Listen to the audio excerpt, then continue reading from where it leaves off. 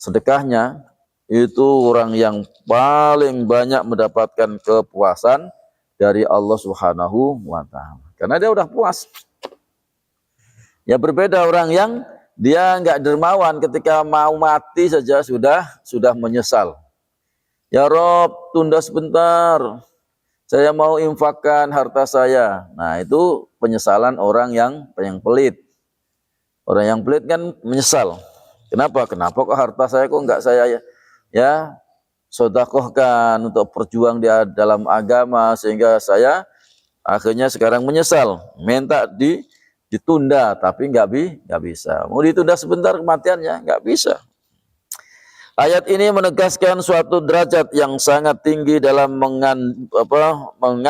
pengabdiannya kepada Allah Subhanahu wa taala, dan ia tidak mementingkan dirinya sendiri.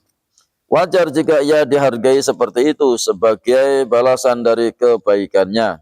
Namun hal itu tidak dapat dibandingkan dengan suatu kemurahan hati jika dilakukan dengan inisiatif sendiri. Jadi harus betul-betul dari hati kita. Untuk apa? Untuk bersedekah.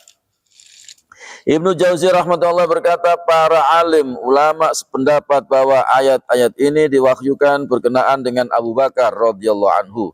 Dari Abu Hurairah radhiyallahu anhu, Rasulullah bersabda, tiada harta seseorang yang lebih bermanfaat bagiku daripada harta Abu Bakar. Mendengar hal ini, Abu Bakar menangis dan berkata, ya Rasulullah, apakah diriku dan hartaku milik seseorang selain engkau? Ya, justru ketika disampaikan seperti itu, maka Abu Bakar justru menangis, ya, menangis dan berkata, ya Rasulullah, apakah diriku dan hartaku milik seseorang selain engkau? Hartaku dan diriku itu miliknya Allah dan Rasulnya. Nah, miliknya Allah dan Rasulnya. Hadis di atas diriwayatkan dari beberapa orang sahabat radhiyallahu anhum dengan riwayat yang berbeda-beda. Dalam suatu riwayat, Sa'id bin Musayyab rahmatullah alaih menambahkan, Rasulullah SAW menggunakan harta Abu Bakar seperti hartanya sendiri. Artinya bebas untuk apa saja, ya. Urwah radhiyallahu anhu mengatakan bahwa pada hari ketika Abu Bakar radhiyallahu anhu memeluk Islam, beliau memiliki 4.000 dirham dan ia menggunakan semuanya untuk Rasulullah SAW untuk mencari ridha Allah Subhanahu wa taala. Gunakan semuanya. Hadis lain mengatakan bahwa pada hari ketika Abu Bakar radhiyallahu anhu memeluk Islam, ia memiliki 40.000 dirham, dan ketika ia berhijrah ke Madinah, ia memiliki tidak lebih dari 5.000 dirham. Seluruhnya telah dipergunakan untuk berbagai keperluan agama dan untuk memerdekakan hamba-hamba sahaya yang disiksa karena memeluk Islam. Hartanya untuk beli. Orang-orang budak-budak yang disiksa itu dibeli. Di antaranya hamba yang disiksa dibeli oleh Abu Bakar adalah Bilal bin Rabah. Bilal bin Rabah disiksa orang-orang kafir itu, ya, Jahal. Ditindih batu, diseret. Nah, luar biasa penderitaan Bilal bin Rabah. Ketika Abu Bakar tahu seperti itu, maka akhirnya dibeli, ya, dibeli dengan harga terserah kamu mau berapa harganya. Nah, ya orang-orang kafir itu kan lihat dunia juga luar biasa.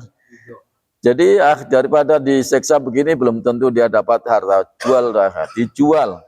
Dibeli oleh Abu Bakar, kemudian dimerdekakan Abu Bakar. Berapa pahalanya, luar biasa. Sampai akhirnya, walaupun Bilal tadinya hamba sahaya, orang hitam, ya, tapi setelah masuk Islam, Masya Allah, orang menjadi kecintaan Nabi. Itu Bilal bin Rabah. Dari muadzinnya Nabi, suaranya bagus, walaupun hitam, tapi suaranya bagus. Karena itulah keadilan Allah. Kadang-kadang orangnya hitam, ya jelek lagi, tapi suaranya Masya Allah. Ada orang yang ganteng, putih, hidungnya mancung, suaranya cempreng. Nah, ya, itu apa? Ya itu terserah Allah. Jadi memang ada min plusnya. Allah kasih yang ini lebih ya putih, ganteng, tapi Allah kasih suaranya biasa-biasa saja. Ini orang yang orangnya jelek, ya hitam, ya miskin lagi, tapi suaranya bagus. Memang itu sudah keadilan Allah. Jadi semuanya yang mengatur adalah Allah Subhanahu wa taala, ya. Masya Allah, ya.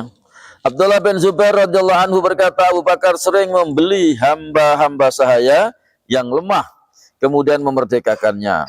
Kalau kita kan belinya kan paling yang geger gagah, ya bisa untuk kerja, suruh bantu ini, bantu itu. Kali Abu Bakar enggak, yang lemah, yang kurus, yang sudah enggak bisa apa-apa, beli, dimerdekakan.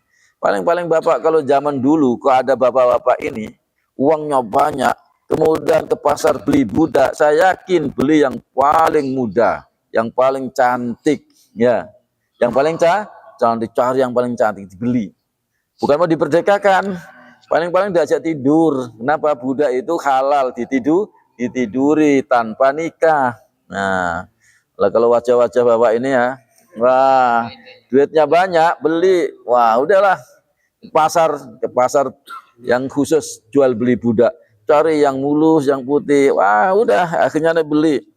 Bukan dimerdekakan. Tapi malah dinikmati. Ya boleh-boleh aja. Tapi kalau Abu Bakar beda. Dimerdekakan. Suatu ketika ayah beliau Abu Quhafah. Quhafah ini adalah bapaknya Abu Bakar. Ya, ini termasuk dia masuk Islamnya. Abu Bakar Masya Allah senang.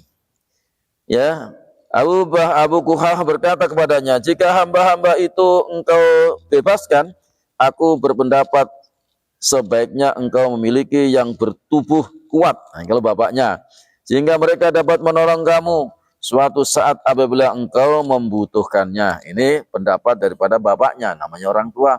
Kamu beli kok yang udah letoy ini gimana ya? Beli itu yang kuat, yang gagah, nanti bisa suruh ya bantu yang giling gandum, ngambil air segala macam. Ini udah begitu. Ya, apa Abu Bakar menjawab, aku tidak memerdekakan mereka, ya. Jadi mereka untuk menolong, ya sudah, aku bukan itu. Tapi aku tidak memerdekakan mereka untuk kepentinganku. Ku lakukan semua itu semata-mata untuk mendapatkan ridhonya Allah. Orang aku beli yang lemah, memang aku memerdekakan. Bukan aku suruh kerja, ya. Untuk dimerdekakan. Kalau untuk kerja, wah cari yang lebih kuat lagi. Pahala yang Allah Subhanahu wa taala ketika ya Allah berikan karena menolong yang lemah adalah jauh lebih besar daripada menolong yang kuat. Kalau menolong orang itu yang lemah, kuat ditolong. Yang lemah, Pak Kumar, yang lemah dikuat. Ya apa? Yang ditolong yang lemah. Yang kuat ya udah, dia udah kuat.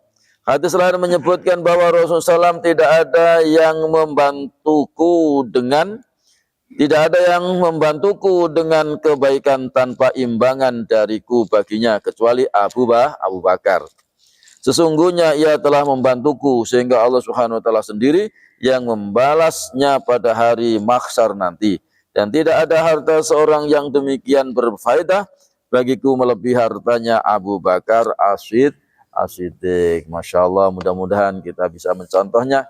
Walaupun ya tidak semuanya, ya minimal kita ada orang yang susah-susah, ya dibantu sedikit demi sedikit. Insya Allah, maka kita akan mendapatkan nilai dan sedekah itu luar biasa. Ada satu riwayat ketika ada orang yang susah hidupnya, kemudian ditolong, kemudian orang itu memang ahli ibadah.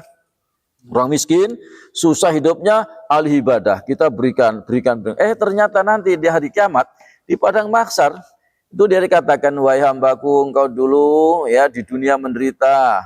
Ya, sekarang aku beri izin kepadamu. Silahkan ya syafaati orang yang dulu pernah memberikan kepadamu. Akhirnya orang fakir, miskin tadi susah, nyari. Oh, ini ternyata yang saya cari-cari dulu Bapak kan pernah ngasih saya. Ya. Pernah diberi ini, beri itu. Sekarang apa? Ayo Pak, saya tuntun, saya bawa ke dalam surga. Sudah diizini oleh Allah Subhanahu wa taala. Itu orang miskin, Pak. Orang kaya malah lama ya, di padang mahsyar baru ribuan tahun. Kalau orang miskin yang ahli ibadah, itu udahlah, nggak ada hisap-hisapan. langsung surga. Kemudian disuruh memberikan syafaat kepada orang yang dulu menolong-nolong, akhirnya dibawa ke dalam surga. Wallahu a'lam bishawab. Tutup dengan kalimat la ilaha illallah. La ilaha illallah. La ilaha illallah. Muhammadur Rasulullah sallallahu alaihi wasallam kalimatul haq. Alaiha nahya wa alaiha namut wa biha nubasu insyaallah taala minal aminin.